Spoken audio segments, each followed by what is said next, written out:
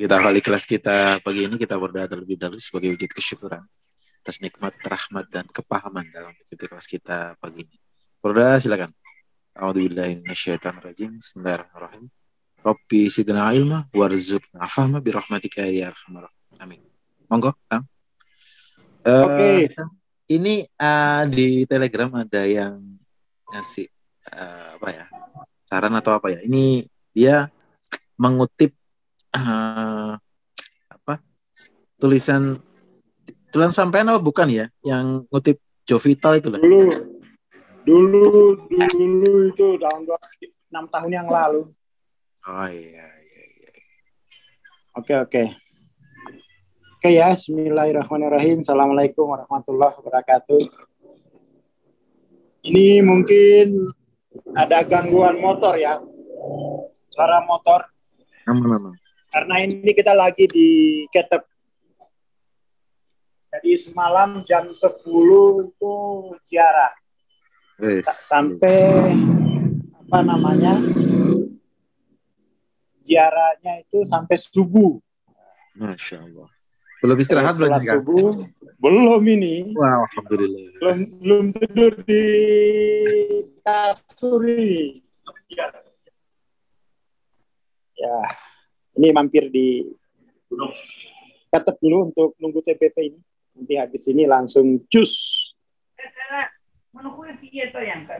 Oke, ini saya belum di kantor, jadi materi dissolving ego-nya ini belum bisa lanjut. Tapi kita bahas saja yang Jovital ya? Ya, sebenarnya itu apa yang ditulis Jovital itu hal yang sangat mudah. Asalkan itu ya, apa sih non-linear itu apa maksudnya kan? Jadi kan dari ini pengalaman. Dari pengalaman itu nanti jadi pengetahuan. Nah, pengetahuan itu ada dua model kan, ada dua jenis. Pengetahuan yang sifatnya kebendaan, berarti pengetahuan objektif, ya itness lah, ya. Dan pengetahuan yang sifatnya subjektif, rasa kesayaan atau aines. Kan dua ini aja pengetahuan. Nah, pengetahuan yang sifatnya itness ini itu pengetahuan mengenai benda-benda. Ini dari pengetahuan inilah melahirkan apa yang hari ini disebut teknologi. Teknologi ada dua, teknologi fisik dan teknologi informasi kan sekarang. Nah, orang itu kemudian jadi tidak punya pengetahuan non-linear. Tidak punya pengetahuan mengenai rasa kesayaannya.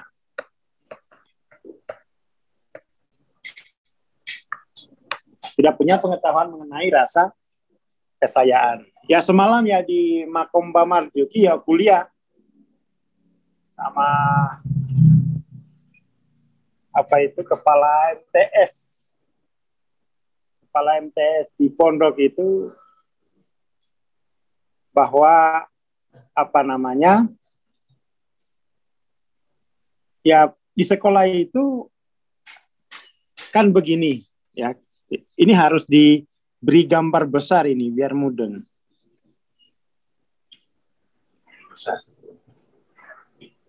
Bahwa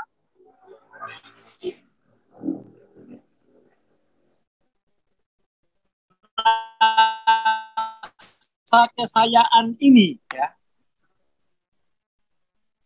ketika lahir ke dunia ini dia terpenjara dalam ruang waktu.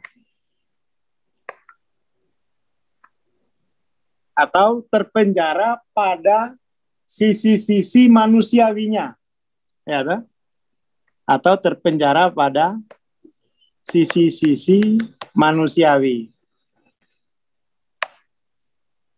Rasa kesayaan ini masih terpenjara pada sisi-sisi manusiawi. Ini obrolan saya semalam. Tetapi kemudian sekolah mengajarkan setiap yang belajar untuk adaptasi hidup, untuk adaptasi pada sisi-sisi manusiawi tadi, pada sisi manusiawi tadi. Lah itu kan sama saja bikin penjara lebih tebal, ya kan?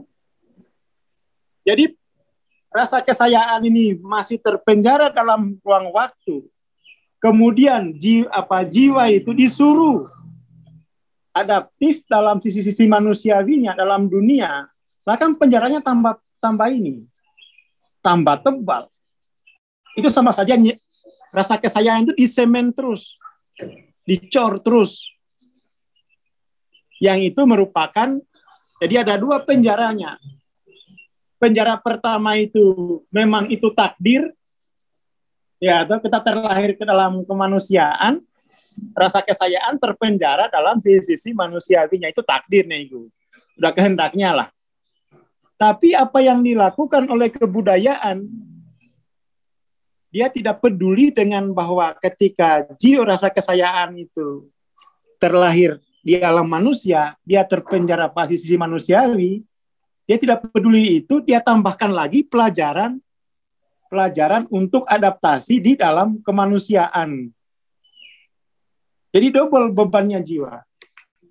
Mestinya, ini saran saya tadi malam, mestinya itu pelajaran pertama, dibebaskan dulu rasa kesayaan ini dari penjara-penjara dalam ruang waktu. Dibebaskan dulu. Setelah dia merdeka, setelah dia mumin, baru dia kemudian hadir lagi dalam ruang waktu untuk beramal soleh. Nah ini kan kalau penjaranya belum lepas, kemudian tuh dia hadir, dia berpartisipasi dalam ruang waktu, itu jadi amal soleh itu, tapi menjadi penjara abadinya seumur hidup. Dulu tadi malam diskusinya gitu. Diskusinya seperti itu.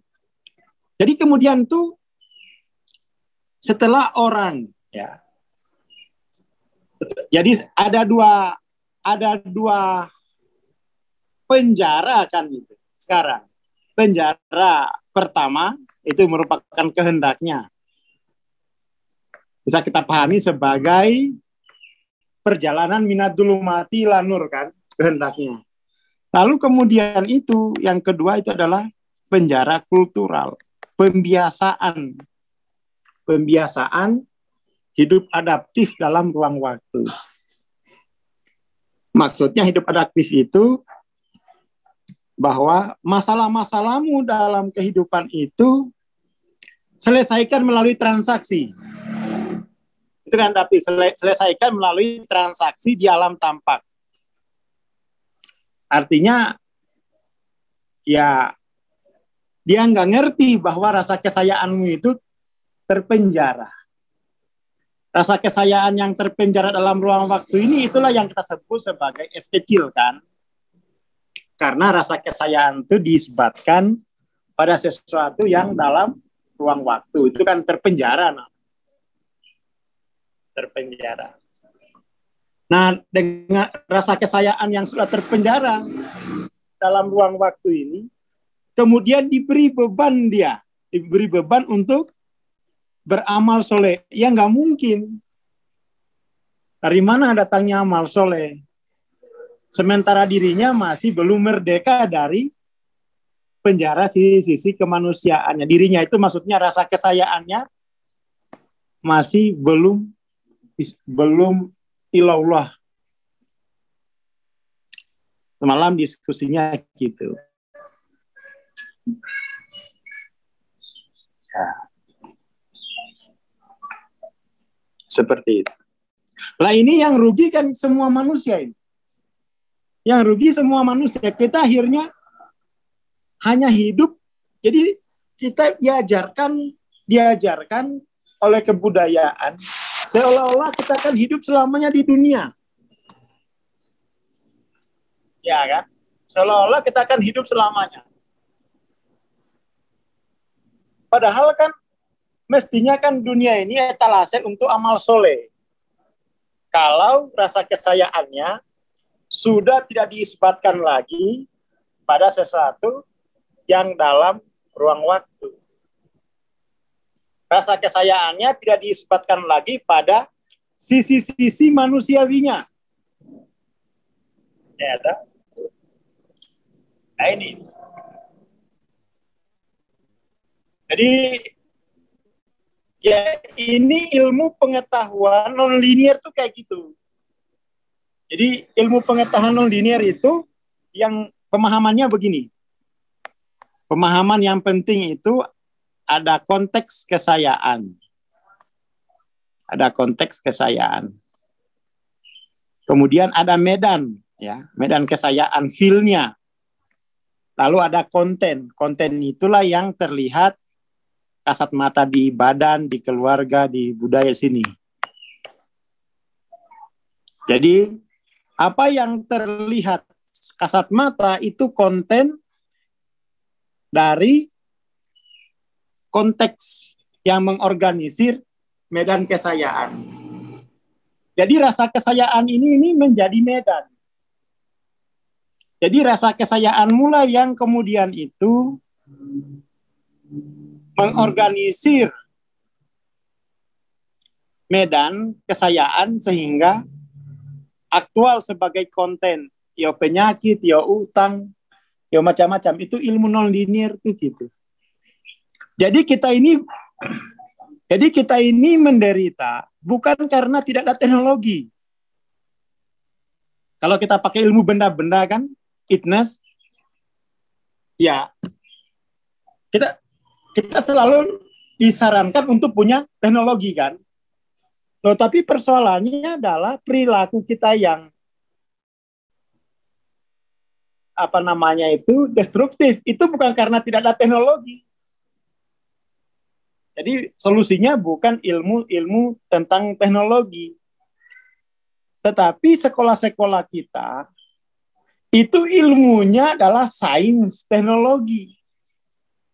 Nggak pernah dipelajari itness. Bahkan pelajaran agama sekalipun tidak sadar dengan rasa kesayaan yang telah diisbatkan dalam ruang waktu. Itu masalahnya tuh. Nggak sadar itu. Bahkan ilmu-ilmu agama yang diajarkan tuh tidak ada keberpihakan pada rasa kesayaan ini. Nggak ada keberpihakan. Padahal lah, untuk apa agama nggak ngurusin ini kan?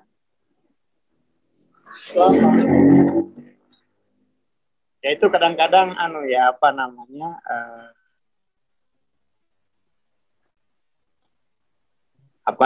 ini virus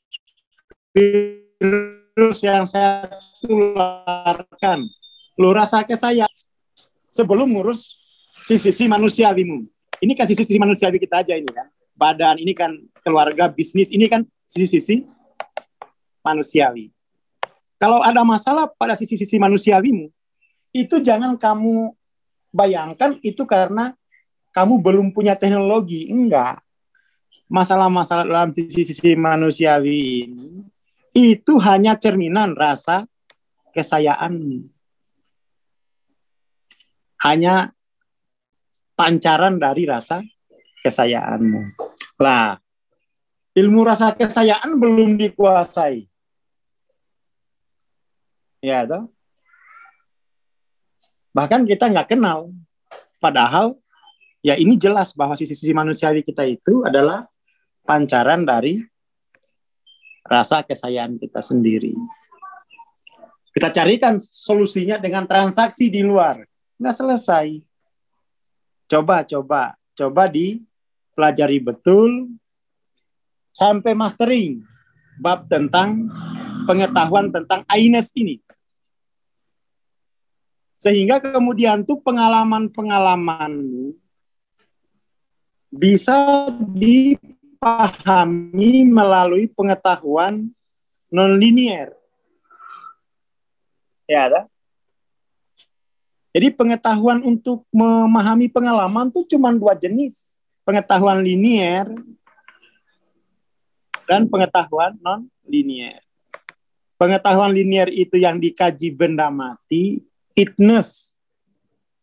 Kalau itness itu berarti kalau bahasa Indonesia keituan. Sementara ainess ini keanuan. Anu gitu. Ya kesayaanmu maksudnya tuh. Ya. Nah itu harus punya kategori yang bagus tentang pengetahuan. Biar bisa ngudari pengalaman-pengalamanmu. Lah pengalamanmu kok nggak kamu dari?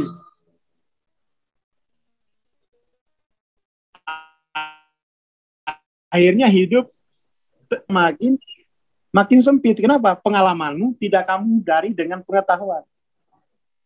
Mestinya kan pengalaman apapun itu harus diudari. Baik dengan pengetahuan linier maupun pengetahuan non-linier. Lah bangsa kita itu, masyarakat kita ini tidak sadar pengetahuan, maunya hasil. Lalu hasil itu datang dari pengetahuan. Kebanyakan nonton Jin dan Jun. Ada masalah dibuka botolnya. Ada masalah dibuka botolnya.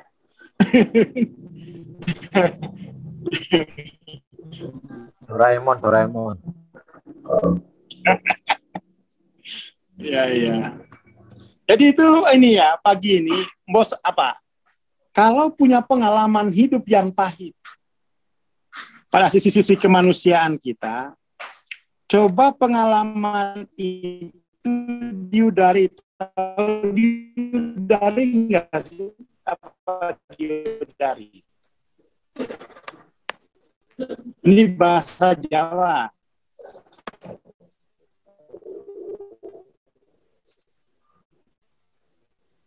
Ya, diudari lah, pokoknya itu aja.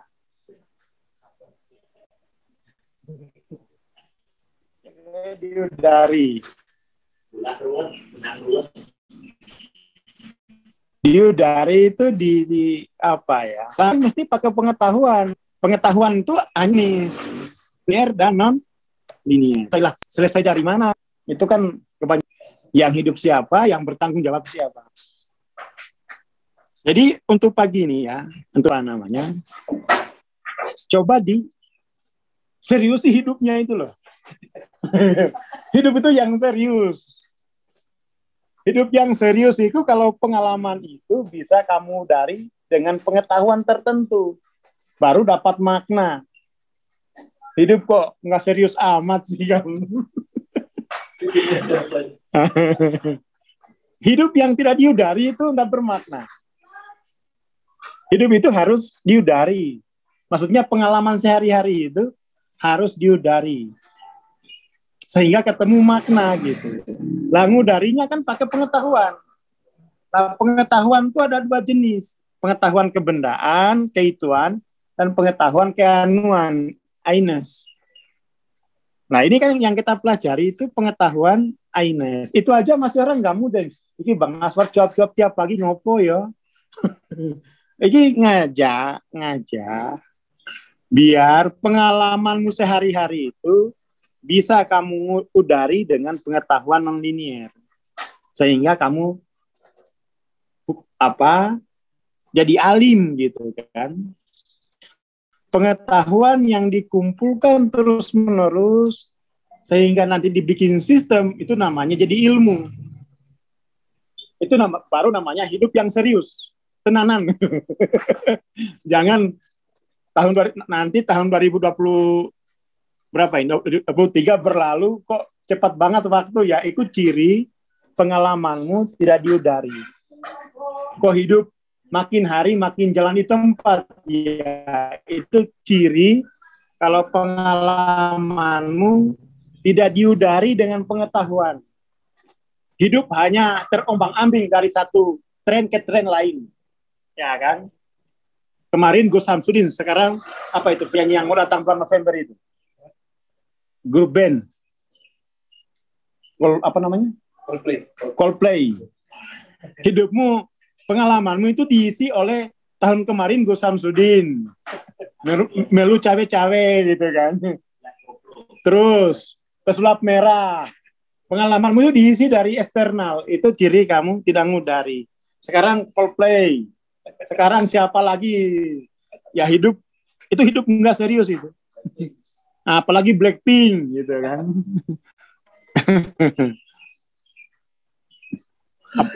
Apalagi sampai kamu diadu, disuruh perang tiket, kamu yang bayar, kamu disuruh perang. Goblok men. Nah, aku yang ngeluarin duit kok aku disuruh perang. Ya ngapain?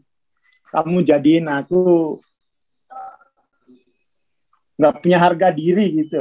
Mestinya kan tiketnya diantar pakai undangan zaman dulu itu loh. Lo nun, pasar gengge, ada undangan dari Coldplay.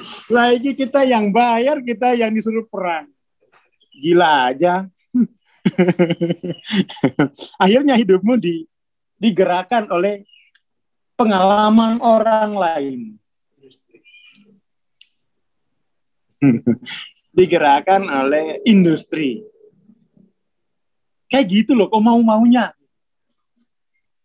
Ya itu karena pengalaman yang tidak diudari, ya jadinya kayak begitu. Jadi gelombang, jadi buih gitu. Iya, isepeko. Iya, kita yang bayar jutaan, disuruh perang ya. Goblok apa? 11 juta. 11 juta mendingan sumpah di pondok untuk renovasi makom. Gitu kok orang itu nggak sadar gitu ya, dimainkan. Yes. Mendingan ngajana istri, apa umroh atau apa gitu. Bayar kok disuruh perang. Kita itu memang punya pengalaman tapi nggak diudari. Pokok kuadrat, mendingan login di Big Travel Indo, naik Gunung Bromo, loh, punya pengalaman. Aneh bangsa kita itu kan. Aneh. Disuruh perang. Agak lain emang. Bukan agak lain, memang ini udah disorder. Iya, mending mastering MTEL OC di Gunung Lawu, pengalamanmu diudari dengan pengetahuan non-linier. Lama-lama jadi ilmu nanti. Kamu jadi alim. Gitu, Pak.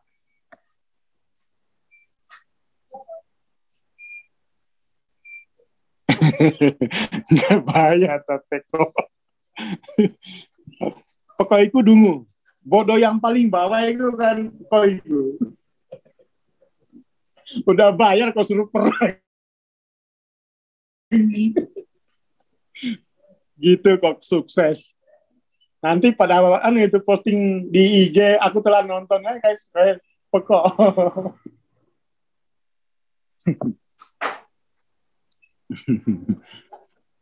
Jadi gitu ya. Jadi teman-teman ya, untuk pagi ini kamu itu punya database pengalaman. Pengalamanmu itu enggak kalah menarik daripada pengalamannya siapa? Yang kamu idolamu siapa? Ricky Martin. Pengalamanmu itu sama otentiknya dengan pengalamannya dia. Hanya kamu selalu merendahkan harga dirimu. Kenapa? Karena kamu nggak punya pengetahuan untuk mengudari pengalaman. Akhirnya hidupmu hanya bagian hora-hore. Dia suruh tepuk tangan. Suruh pidato gugup. Itu kamu menyanyiakan hidup gitu. Pengalaman itu tidak kalah otentik dengan pengalaman artis idolamu gitu. Ya kan? Sama otentiknya. Sama-sama aliran pengalaman dari alam ketuhanan kan.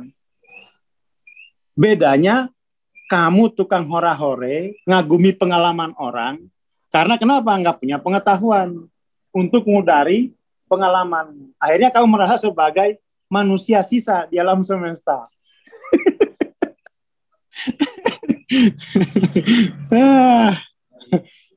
Ini harus digugat ini. Harus digugat. Kebiasaan. Padahal ini loh. Modalmu untuk jadi alim. Modalmu untuk jadi alim. Nah, itu pengalamanmu sendiri. Itu modalmu jadi alim. Asalkan pengalaman ini kamu dari dengan pengetahuan. Nanti jadi ilmu. Nanti jadi ilmu. Nggak usah diragukan tuh. Bikin-bikin gini kan ini saya karena tahu dari pengalaman. Nggak ada di buku manapun, di Google nggak ada ini. Ini ilmu pengetahuan yang diudari dari pengalaman langsung di kuburan. Diudarinya itu makom guru nih. Ya kan, biar nggak lewat baso, biar nggak lewat tek-tek, biar nggak lewat macam-macam, Mas. Jadi bisa bikin kayak gini kan hasilmu dari pengalaman melalui pengetahuan non linier. Nah, pengetahuan itu dikuasai dulu. Dikuasai dulu. Nanti bikin-bikin ginian. Oh, tiap hari ada yang saya bikin tuh. Nggak ada orang hidup kok bikin model begini, ya kan? Segala macam dibikin. Kenapa? Ya pengalaman saya berharga. Kita di dunia ini kan diberi ruang laboratorium yang sama, yaitu pengalaman. Hanya saja kamu tidak menghargai pengalamanmu yang kamu hargai, ceritanya orang lain. Itu loh kadang-kadang emosi aku kalau emosi aku lihat orang Indonesia itu. Kamu itu ndak kalah pengalamanmu sama Lady Gaga, Sabun Gaga, terserah lah itu. Kok kamu bisa-bisanya itu loh. Kamu rendahkan dirimu di hadapan manusia yang sama-sama punya pengalaman yang sama. Kok bisa-bisanya gitu. Saya aja ini ndak sekolah, PD-nya. Alhamdulillah. Iya, karena aku hidup punya pengalaman. Kenapa sih? Memang hanya yang di kampus yang punya pengalaman. Kan gitu. Ya kan? Memang hanya dia di kampus yang punya pengalaman hidup, aku punya. Masalahnya di kampus tuh ada pengetahuan buat ngudari. Kamu sibuk nonton sinetron. Komenin Nikita Mirjani, kasihan ya si Nyai tinggal lagi suaminya. Lah, gimana? Ya kan? Oke lah, apapun pengalamanmu, yo sakit, yo utang, yo miskin, yo ndak pintar, itu pengalaman namanya. Coba diudari. Coba diudari dengan pengetahuan non-linier. Itu nanti naik kehidupan tuh. Semalam saya lewat di gang tempat kos saya dulu di pinggiran Kalicode. Dulu saya mengalami itu. Teman-teman saya ada yang masih tetap tinggal di sana. Sampai saya malas ke sana, soalnya pada mintain duit terus. Nggak ini. Nggak belajar, udari pengalaman miskin, pengalaman berutang itu diudari loh. Nanti jadi ilmu. Itu poinnya tuh ya, poinnya. Kalau nggak bisa udari sendiri ya ditemanin. Ya mentoring lah. Jadi kamu mentoring itu ditemanin untuk mengudari pengalamanmu sendiri dengan pengetahuan non-linier. Pengetahuan itu bukan milik Bang Aswar, itu milik bersama. Jangan kemudian, wah aku nanti ikut Bang Aswar terus. Ya enggak lah, aku juga nggak mau diikutin terus. Berkurang jam tidurku. Ya kan? Jadi itu namanya pengetahuan itu. Itu milik umum lah, inklusif. Bukan punya Bang Aswar. Saya juga kan menggunakan pengetahuan itu buat ngudari pengalamanku kan. Buat ngudari pengalamanku. Dan itu saya udah lama. Sejak tinggal di Kalicode sampai tinggal di Bekasi, di Rafe sama aja. Sehingga kemudian tuh banyak ilmu yang muncul. Ya, atau banyak ilmu yang dihasilkan. Sehingga ternyata yang berilmu itu bukan hanya yang kuliah, yang tidak kuliah, tapi ngudari pengalaman itu pasti berilmu. Apa namanya? Apa istilahnya tuh? Bahan baku ilmu itu pengalaman kok.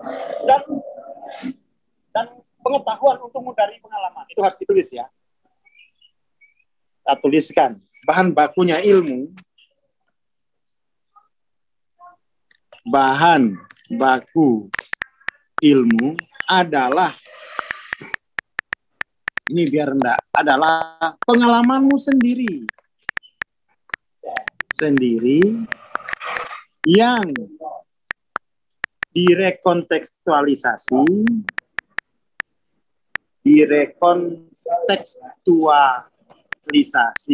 pilih mana? Diudari apa rekontekstualisasi? Pilih mana coba istilah rekontekstualisasi itu diudari. Direkontekstualisasi dalam kurung diudari. Nah, dengan pengetahuan tertentu. Tertentunya ini linear non linear gitu loh. Nah, ditulis.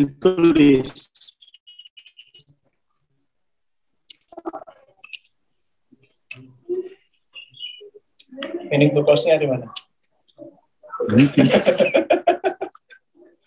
Nah, ya, dah. Jadi tulis ini biar enggak ini. Ya. Jadi jangan dikira bahan baku ilmu itu buku, enggak. Bukan sekolah, bukan. Pengalamanmu sendiri. Pengalamanmu sendiri yang direkontekstualisasi, diudari dengan pengetahuan. Nah, ini gunanya kamu mentoring gitu loh. Pengalamanmu yang berharga itu dan satu-satunya itu kan, tidak ada yang punya pengalaman yang sama walaupun minum air yang sama.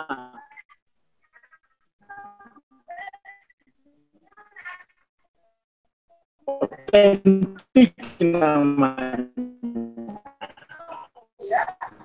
Itu kalau nggak di mentoring untuk direkontekstualisasi, kamu nggak jadi orang awam selawase itu. Seperti itu. Pengalaman hidup. Seluruh jurnal terbaik itu diambil dari pengalaman kehidupan. Nggak mungkin nggak. Contohnya ya saya nggak kuliah apa-apa, tapi saya tahu apa makna menjadi ilmu itu gimana sih, dapurnya itu gimana. Dapur kreatifnya itu gimana gitu. Pengalaman yang direkontek, itulah gunanya kampus, gunanya teori, gunanya konsep untuk mengudari pengalaman. Jadi orang belajar di sinilah di PCI nggak bakal jadi follower, nggak bakal itu. Dan nggak ada sanad follower kita. Adanya sanad alim. Follower. Sanatnya itu bukan sanat follower ya. Jadi kalau mau jadi follower jangan, nggak cocok.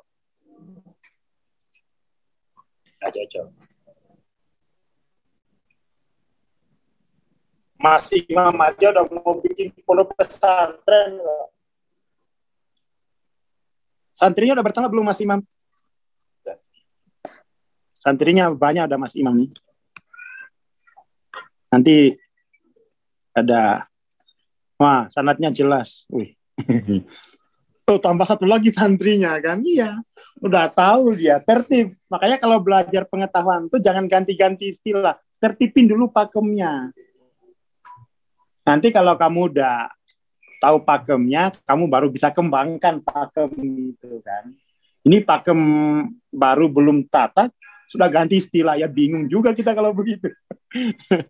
Nah, ini Mas Imam nih. Mas Imam itu tambah lagi santrinya tiap hari. Karena belajarnya tatak. Dan didukung oleh istri, gitu aja intinya. Soalnya juga banyak yang ingin belajar tapi nggak didukung oleh istri ya.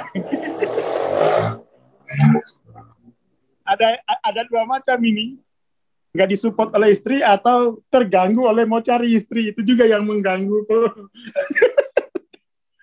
Ada dua gangguan ini belajar ilmu kayak begini.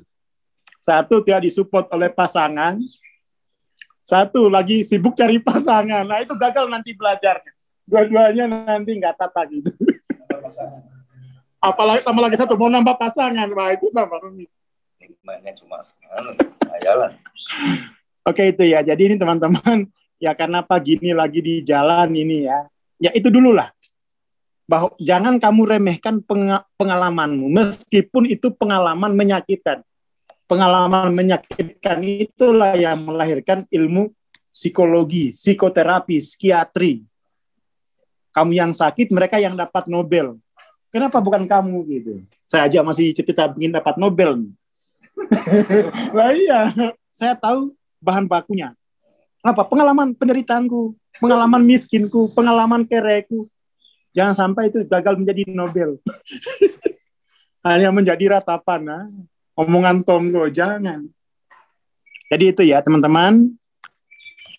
Jangan sepelekan pengalaman karena itu bahan baku untuk ilmu. Dan itu kamu perlu dimentori, bikin kayak gitu. Gak bisa saja dimentori Bahadia. Kalau nggak ada mentornya kamu nggak ngerti. Pakai celana aja pakai mentor. Angkat kaki kanan, masukkan kan. Pakai celana itu. Untuk memahami pengalaman biar lato-latonya tidak kelihatan. Harus pakai mentor, pakai celana saja pakai mentor. Ini kamu mau bikin ilmu kok nggak mau pakai mentor. Motodidak, ya nggak bisa. Semua ilmuwan itu punya mentor yang ilmuwan. Gitu loh. Seperti itu. Saya dulu walaupun bayi itu enggak profesor, nunjukkan ini loh caranya orang alim. Dapat dari mana? Dimentori juga sama gurunya, mursidnya kan. Iya. Yang nggak mau dimentori ya wes pengalamanmu tidak berharga. Semakin tidak berharga, semakin berat hidup. Akhirnya mentornya kalau nggak dimentori orang alim, akhirnya mentornya setoni rojim. Nah, Saitoni Rajim.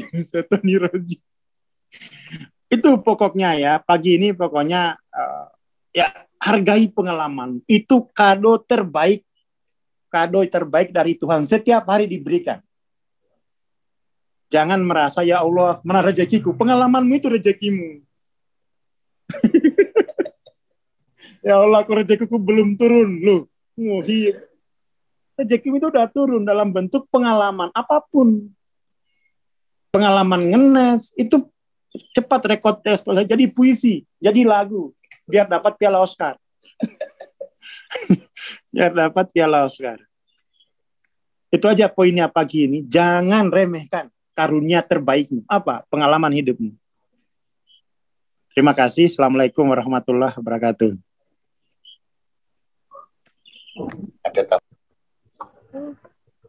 Waalaikumsalam warahmatullahi wabarakatuh. Terima kasih Bang Akbar. Terima kasih Kang Dodi. Jangan lupa ya, kita mempunyai bahan dasar itu pengalaman kita dengan sampai diambil orang ini manfaatnya. Terima kasih. Kita bertemu besok pagi insya Allah. Assalamualaikum warahmatullahi wabarakatuh. Selamat pagi dan selamat beraktivitas.